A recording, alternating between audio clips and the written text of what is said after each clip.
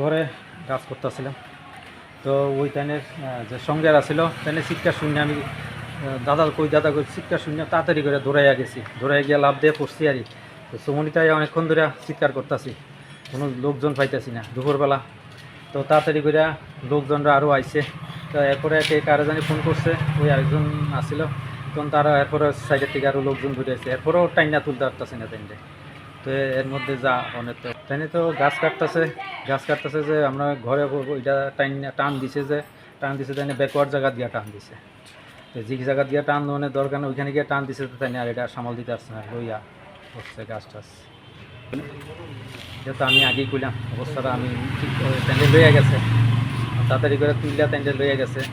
এই অবস্থা কী অবস্থায় এখন তো মাটির নিচে গেছে গা, আমি তো দেখতে পারতাছি না। না হ্যাঁ, মাটির ইয়েতে জলের ইয়েতে গেছে গা, মানে গাছ তো টাইনের উপরে। তো আমরা সবাই মিললাম টানতে টানতে টানতে টানতে যদ্দূর মানে গাছটা টাইন নেয় দিকে আমরা আরও লোকজন আইছে, লোকজন আইয়া আমরা টানছি, টাইনিয়া গাছটা সরাইছি, এরপর টাইনিয়া তোলা হয়েছে। হ্যাঁ হ্যাঁ, পুলিশ ও ফায়ার সার্ভিস আই নিচ্ছে। জয়ন্ত ভট্টাচার্য। হ্যাঁ, বাড়িটা ওই তো কেশব ভট্টাচার্য।